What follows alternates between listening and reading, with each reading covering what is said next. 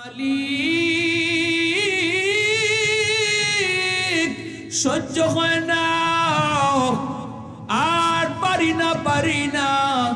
সবাই দিতে পারে কিন্তু আমি কেন পারি না? আল্লাহ কইব বান্দারে কষ্ট হয় বুঝি, তোর কষ্ট হয় বলে আমার কষ্ট হয়, আমার অন্তরে পুরো ব্যথা।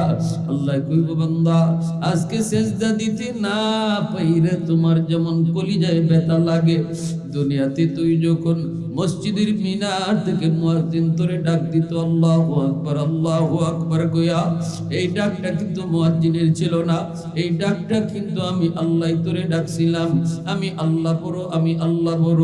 ওই দিন তুই যখন আমার ডাক শোনার পরও মসজিদে আইতি না, মসজিদের পাশ দিয়ে তুই চলে যাইতি, অথচ মসজিদে ঢুকতি না। চোখের সামনেই তুই দেখতি তোর বন্ধু মসজিদে ঢুকলো, চোখের সামনেই দেখলি তুই প্রতিবেশী মসজিদের ভিতরে ঢুকলো, অথচ তুই ঢুকলি না। মসজিদের পাশ দিয়ে তুই হেঁটে হেঁটে চলে গেলি। ওই দিন তোর চলে যাওয়া দেখেও আমি আল্লাহর কুদরতি কলিজায় ব্যথা লাগছে।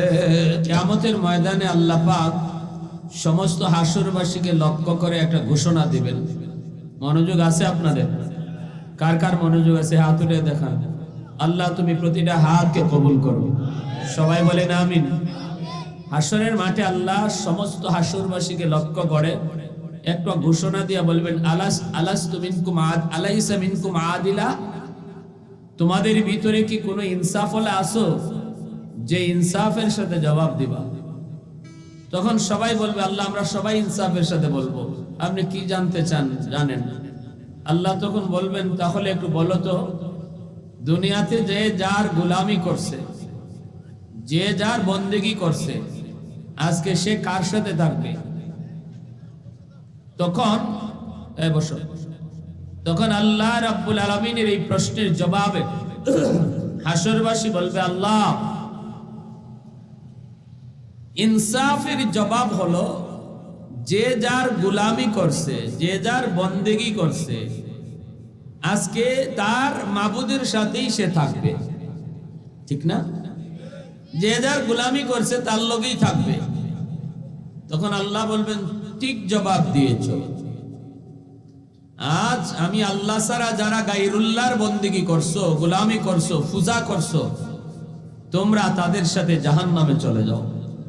তখন আল্লাহ ছাড়া গায়রুল্লাহর পূজারী যতজন ছিল সবাই তখন এক্সাইট হইয়া তারা তাদের মাবুদের সাথে, কেউ মূর্তি পূজা করছিল মূর্তির সাথে, কেউ বট গাছের পূজা করছিল বট গাছের সাথে, কেউ শয়তানের পূজা করছিল শয়তানের সাথে, সবাই জাহান্নামে যাবে। একদল দাঁড়ায় থাকবে। আল্লাহ জিজ্ঞেস করবেন তোমরা কারোর সাথে গেলা না? তখন বলে আল্লাহ আমাদেরও একজন মাবুদ আছে, আমরা দুনিয়াতে যার গোলামি করছি, আল্লাহ তারে ছাড়া আমরা যাবো কার সাথে? আল্লাহ পাক রব্বুল আলামিন তখন বলবেন তোমরা দুনিয়াতে যার গোলামি করছো তারে কোনোদিন দেখছো?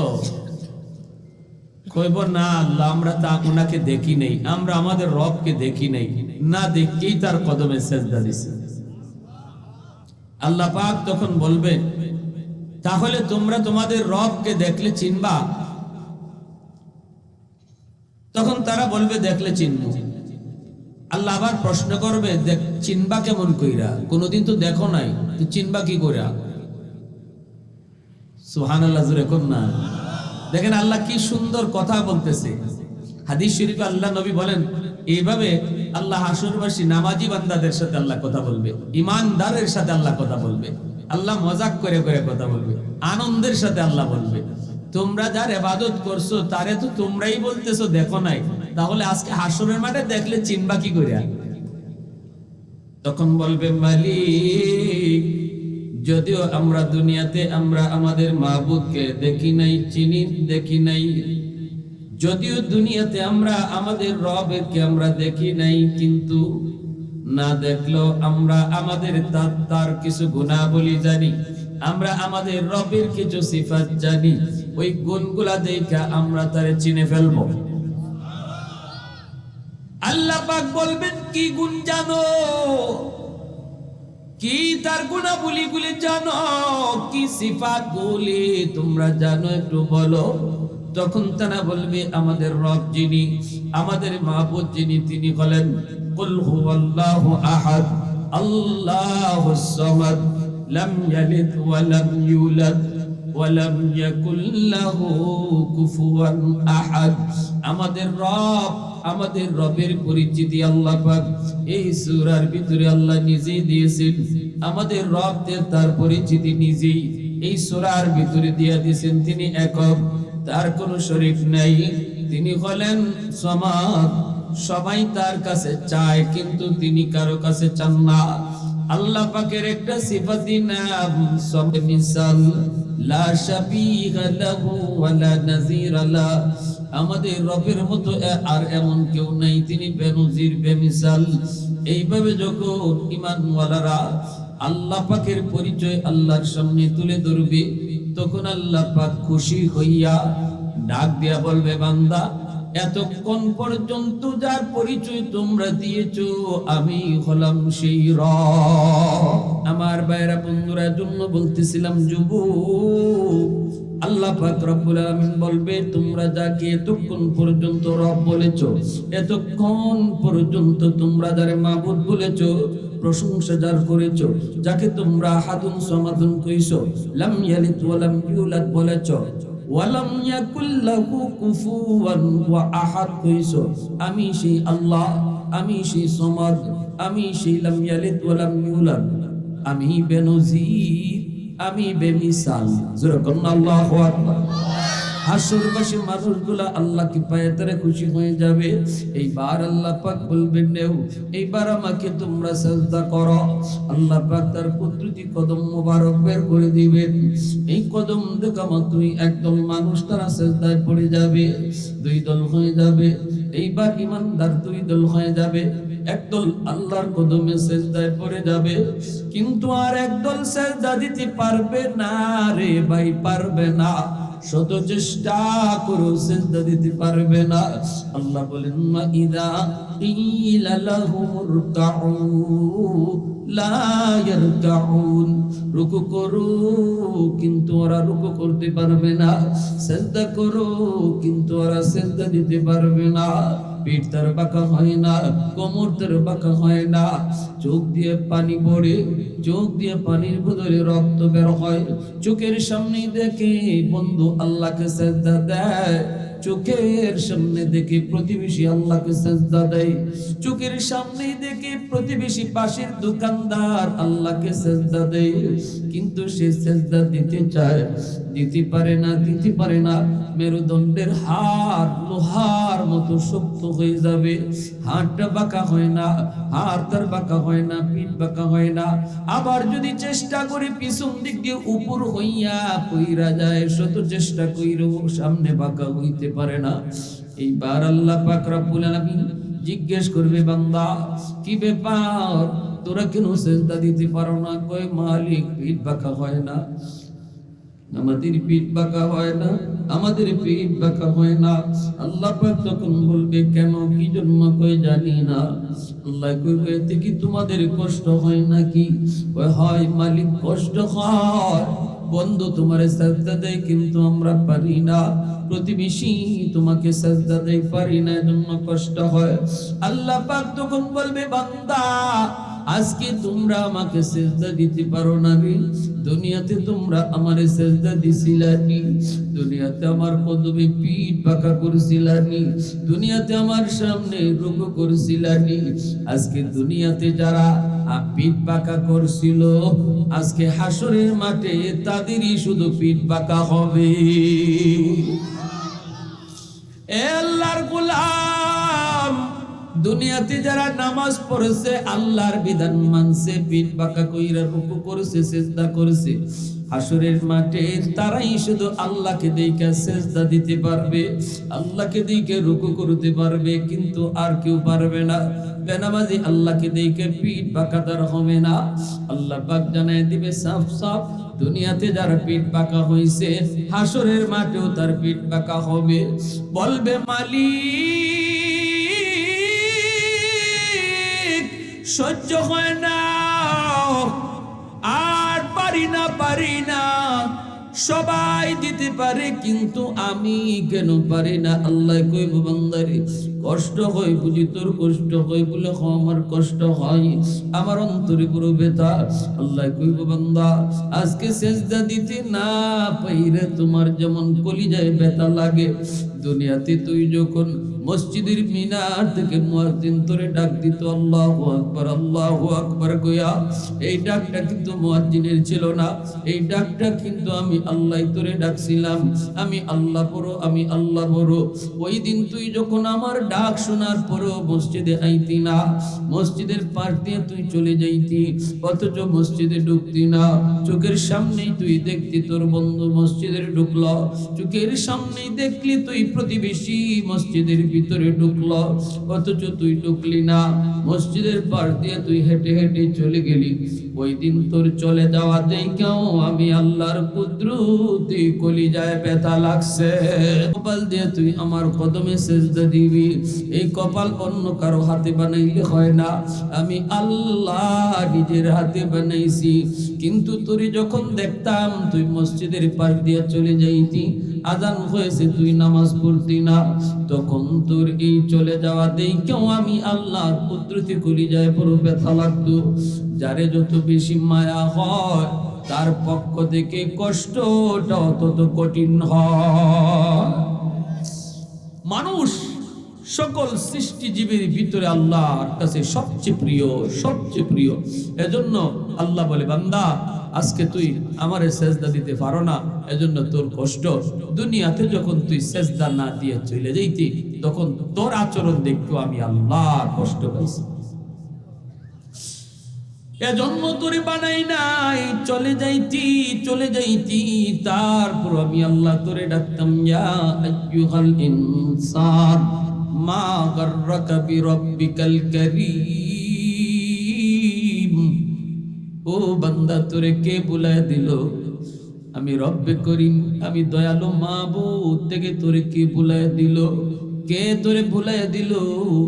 কোন জিনিসে তোরে আমার থেকে দূরে সরায় নিল?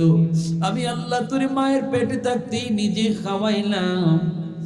মায়ের পেট থেকে তুই দুনিয়াতে আসার আগেই তোর রিজিকের ব্যবস্থা করলাম মায়ের বুকে। মানুষ দুনিয়া আসার আগে তার রিজিক আল্লাহ আগে ফাটায় দেয়। সুবহানাল্লাহ জোরে বলে। সন্তান দুনিয়াতে কোনো আসে না, অথচ মার বুকে তার দুধ রেডি। আর আস্তে কোন সুবহানাল্লাহ, আর একটু জোরে বলেন সুবহানাল্লাহ। প্রশংসা করব কার? আর একটু জোরে বলি কার? জিকির করব কার? ये जिक्र खुदा दिल में सदा रखने दिया कर, और नक्श खुदा दिल में जमा रखने दिया कर। क्या जाने हक इस लम्हे कोई फजले इलाही, हर वक्त दरे कल्ब खुला रखने दिया कर। मुर्शिद की नजर गाज़ बसर से न होती है, मुर्शिद की नजर गाज़ बसर से न होती है। क्या खुश नजरी है, क्या खुश नजरी है। दिल दूर के दिल जोर दिया सबका खुदा से, क्या दिल शिकानी है, क्या दिल शिकानी है।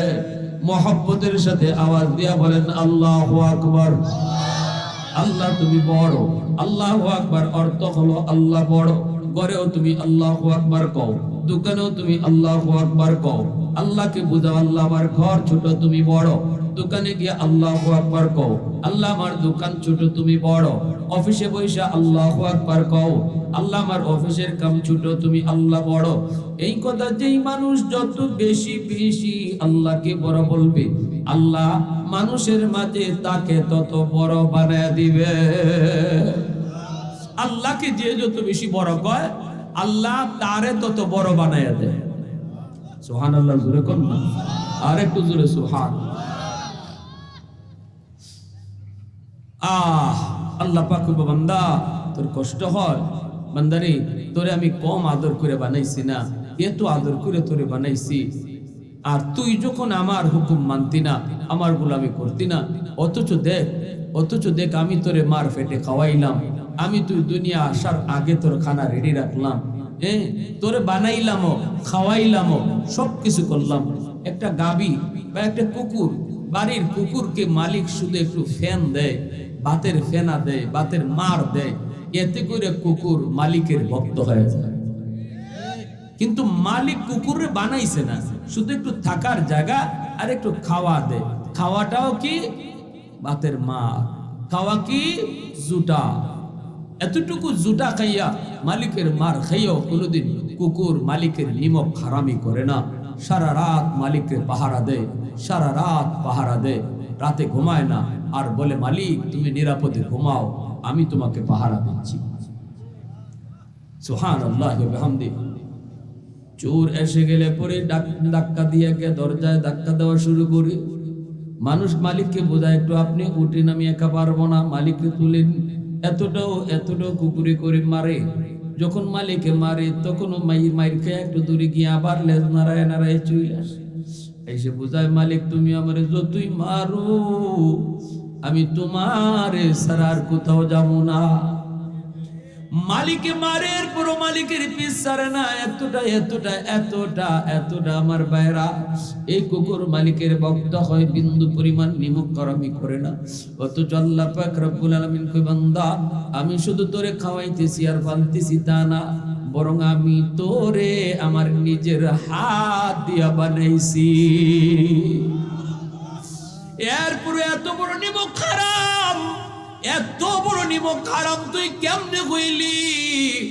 বন্ধুর সাথে আড্ডায় পরে, বন্ধুর সাথে গল্প করে তোর নামাজের টাইম চলে গেল, তুই মসজিদের ভিতরে ঢুকলি না, বন্ধুকে তুই বড় মনে করলি, আমি আল্লাহকে ছোট মনে করলি। এ বান্দা দোকানের কামের ভিতরে তুই ব্যস্ত থাকলি, দোকানের কামরে তুই বড় মনে করলি, আমি আল্লাহকে ছোট মনে করলি। অথচ বারবার তোর কানে আওয়াজ আসে আল্লাহু আকবার, আল্লাহু আকবার, আল্লাহ বড়, সব ছোট। এরপরও তুই আসলি না। আমি আল্লাহ তোরে পিছন থেকে বারবার ডাকলাম, বান্দা কই যাস? আমি আল্লাহরে তুইয়া তুই কই যাস? আমি না তোর ওই মালিক, যেই মালিক তোরে মার পেটে খাওয়াইছি, আমি আল্লাহ না তোর ওই মালিক, যেই মালিক তুই দুনিয়ায় আসার আগে তোর খানা ব্যবস্থা করেছি, আবার সেই খানাটা তোর জন্য কেমন উপযুক্ত বানাইলাম। আমি জানতাম তোর দাঁত নাই, শক্ত খাবার দুনিয়া আসলে পরে তুই খাইতে পারবি না, এজন্য লিকুইড খাবার ব্যবস্থা করেছি। আমি আল্লাহ জানতাম তুই বেশি ঠান্ডা খাইতে পারবি না, আমি এও জানতাম তুই বেশি গরমও পারবি না, এজন্য তোর মায়ের বুকে এমন এক তরল খাবার দুধ আমি ব্যবস্থা করছি, যে দুধ ঠান্ডাও না গরমও না। মালিক ডাক দিয়া বারবার, আল্লাহ পাক কই তুই দুনিয়াতে নামাজ পড়লি না, অথচ এই নামাজ আল্লাহ পাক কেমনে দিছে রে ভাই? এই তো রজব মাস, সবকিছু আল্লাহ পাক রব্বুল আলামিন নবীরে জানাই দিছি, রোজার খবর জানাই দিছি, হজের খবর জানাই দিছি, কিন্তু নামাজ দিতে আল্লাহ আমার আপনার নবীরে, আল্লাহ তার বন্ধুরে তার দরবারে মেহমান বানাইয়া, সফর করাইয়া তার দরবারে নিয়া নিজের হাতে তার বন্ধুরে নামাজ বুঝাইয়া দিছি। সুবহানাল্লাহ। আজকে মসজিদের উদ্যোগে মাহফিল, এ আল্লাহর গোলাম, যে এলাকার যে মসজিদ কিয়ামতের ময়দানে এলাকার মানুষের উপরে মামলা দেব, মামলা, মসজিদ কিন্তু বাদী হয়ে যাবে। মসজিদে বলবে আল্লাহ আমি তার এলাকার মসজিদ, আমার হক আদায় করে নাই, আমি মসজিদের ভিতরে তারে কোনোদিন দেখি নাই, আল্লাহ ফাসক তো তারে ডাকা হইতো, সে মসজিদে আইতো না, এই মসজিদের হক আদায় হয় না। পাকিস্তানের একটা তাবলীগের জামাত তারা এরকম কারগুজারি পেশ করছে, এমন একটা এলাকায় গেছি, যা দেখে একটা এলাকার মধ্যে একটা মসজিদ, মসজিদের আশেপাশে কোনো মানুষজন কেউ নাই, এই মসজিদেই তারা যায় অবস্থান করে। দূর থেকে মানুষে এসে কয় হুজুর আপনারা এই মসজিদে কেউ থাকেন না, কারণ এই মসজিদের ভিতরে রাতের অন্ধকারে জিন্নাতের কান্না শোনা যায়, কান্না রোল পড়ে যায় মসজিদের ভিতর থেকে। এজন্য এলাকার মানুষ সব মসজিদ থেকে দূরে বাড়িঘর সরায় নিছে। দাওয়াত তাবলীগের সাথীরা আমির সাহেব কয় তাহলে আজকে রাতে এই মসজিদেই থাকবো। একটু বোঝা দরকার কান্না করে কারা, কেন এই মসজিদে কান্না হয়। এখানেই তারা রাত কাটাইবার সিদ্ধান্ত নিয়ে নিল। ভাইরা বন্ধুরা, রাত 12টা বাজবে, এর আগে আমি সব নামাজ পড়ে সবাই নিয়া ওযু কইরা তারা নামাজ পড়া মুসল্লায় বইসা আল্লাহর কাছে কান্দে, আল্লাহ আল্লাহ তোমার ঘর মসজিদে আমরা অবস্থান নিয়েছি, হেফাজত করার মালিক তুমি। 12টা যখন বেজে যায় তখন সাথীরা তাকায় দেখি তারা তো লাইট বন্ধ করে আল্লাহ আল্লাহ জিকির করে, লাইট বন্ধ করে তারা আল্লাহর নামের জিকির করে, কেউ বা তাসবিহ টিপে। হঠাৎ করে তাদের কানে বাজলো একজন শিশু বাচ্চার কান্নার আওয়াজ। একটা শিশু যেমন ফুফায়ে ফুফায়ে কান্দে গো, এইভাবে ফুফায়ে ফুফায়ে একটা কান্না শুরু হলো। একটু পরে তারা দেখে আবার 2 জনের কান্না, একটু পরে দেখে আবার 3 জনের কান্না। এইবার সাথীরা আমির সাহেব কিভাবে জড়ায় ধরলো, এইভাবে জড়ায় ধরে তারা ভয় পেতে লাগলো। আমির সাহেব একটু ফলো করে কোন দিক থেকে কান্নাটা বের হয়, কোন দিক থেকে কান্নার আওয়াজ শোনা যায়। ডাইনে তাকায় কান লাগায় দেখে ডান দিক থেকে, বাম দিকে যখন কান লাগায় দেখে বাম দিকেও কান্নার আওয়াজ। সামনে যখন তারা ফলো করে দেখে সামন থেকেও কান্নার আওয়াজ। উপর দিকে যখন ফলো করে তখন দেখে উপর থেকেও কান্নার আওয়াজ। নিচের দিকে ফলো করে দেখে নিচ থেকেও কান্নার আওয়াজ। এইবার সবাই তারা ভয় পেয়ে গেল। তারা সবাই মিলে এইবার তারাও কান্না শুরু করলো। আমি সবে কয়েক কাজ করো, আমরাও আল্লাহর কাছে কান্দি, দেখি কান্নায় আল্লাহর কাছে আমরা কান্দি, আল্লাহ তুমি বাঁচাও, আল্লাহ তুমি বাঁচাও। এই বইলা যখন তাবলীগের সাথীরা নিজেরাও আল্লাহর কাছে কান্না শুরু করে দিল, অল্প সময়ের ভিতরে দেখা গেল এই কান্নাটা থেমে গেল, বাহিরের কান্না থেমে গেল। তখনই দেখা যায় একটা আওয়াজ বের হয়। আমরা কোনো জিন্নাত না, এই আওয়াজ জিনের কোনো আওয়াজ না, এই আওয়াজটা মসজিদের প্রতিটা ইট কান্না করতেছে। কেন মসজিদের ইট কান্না করে? কই মসজিদ বানানোর পর থেকে এলাকার মানুষ মসজিদের কি যত্ন নেয় না? আল্লাহর ঘর মসজিদের হক আদায় করে না গো। মসজিদ বানাইছে ঠিক, কিন্তু নিজের ঘর সুন্দর, আল্লাহর ঘর মসজিদের দিকে কোনো খেয়াল করে না। নিজে নামাজ পড়ে কিন্তু মসজিদে আসে না, আবার অনেকে আছে বেনামাজি মসজিদে আসে না। এজন্য মসজিদ বিরান, আল্লাহর ঘরের হক তারা আদায় করে না। এজন্য মসজিদ আল্লাহর কাছে প্রতি রাত কান্না করে। কিয়ামতের ময়দানের যুবক, তোমার বিরুদ্ধে তোমার মহল্লার মসজিদ আল্লাহর দরবারে এইভাবে মামলা দিয়া বসবে। মসজিদ যার বিরুদ্ধে মামলা দিবে তার এই আল্লাহর আদালতে ছুটবার কোনো উপায় নাই। আল্লাহর নবী রহমতের নবী কি আল্লাহ পাক রব্বুল আলামিন কয়, বন্ধু আসো তোমাকে আমি একটা সফর করাবো।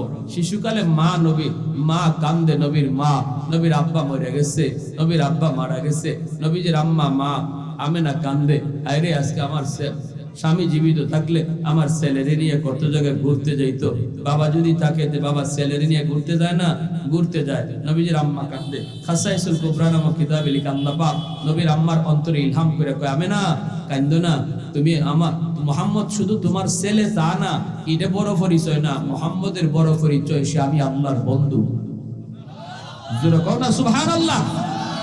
আমার বন্ধু কার সাথে ঘুরবে, কোথায় যাবে, কি সফর করবে আমি আল্লাহ বুঝবো। তুমি আমার বন্ধুকে নিয়ে ভাবতেছো, আমার বন্ধুর বাবা যদি দুনিয়ায় থাকতো তাহলে আঙ্গুলে ধরায় হাঁটতো, সফরে যাইতো, ঘুরতে যাইতো।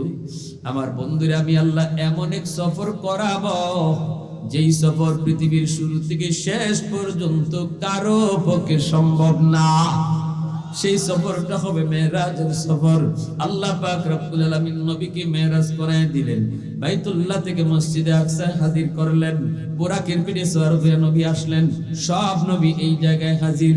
আজকে মসজিদে আকসা নিয়ে যুদ্ধ, আজকে মসজিদে আকসা নিয়ে বেদিন বেঈমান ইহুদিদের সাথে মুসলমানের যুদ্ধ। এই মসজিদে আকসায় নবীজি এই মাসের 26 তারিখ দিবাগত রাত সবে মেরাজে নবীজি গেলেন।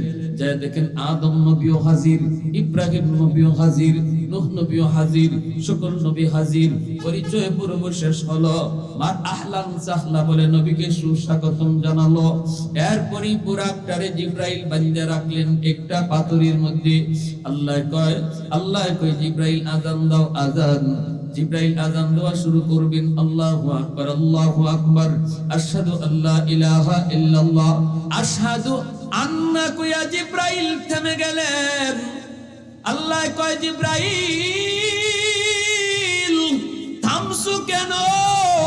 জিবরাইল কয় মালিক কোন নবীর নাম নিব? আদম নবী ওই জায়গায়, নূহ নবী ওই জায়গায়, ইব্রাহিম নবী ওই জায়গায়, মুসা নবী ওই জায়গায়, ঈসা নবী ওই জায়গায়, কোন নবীর নাম নিব? আল্লাহ কয় জিবরাইল কইলা কি তুমি?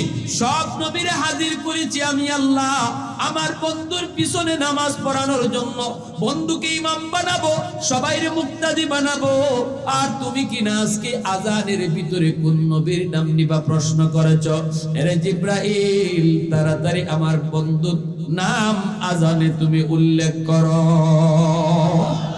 तकबीर में कलमान में नमाजों में अज़ा में, तकबीर में कलमा में नमाजों में अज़ा में, है नाम इलाही से मिला नाम मोहम्मद। আমার উম্মত পারছে না, আর আপনার উম্মত আখির উম্মত পারতো না, তাড়াতাড়ি কমাও।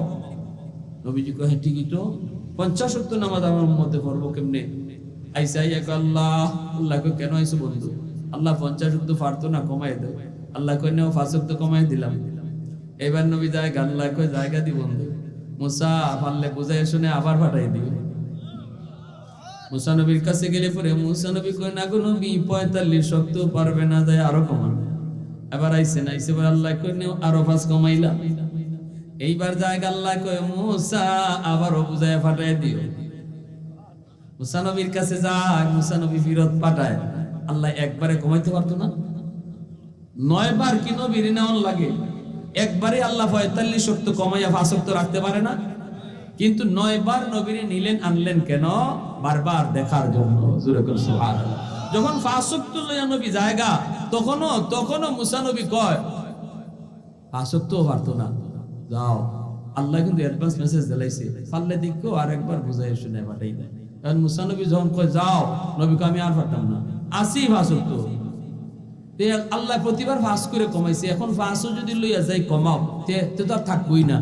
মুসা নবী কয়, মুসা নবীর আমি পারতাম না। মুসা নবী তখন কয় এবার যান আপনি, যাইয়া কইবেন আল্লাহ আমি যে কেন আইছি এখন এটা আমি কইব না, এটা তুমি কও। কারণ আল্লাহ তো নবী মুসার অ্যাডভান্স খবর দিছে, পাঠাইও একটা না একটা কিছু দিমু।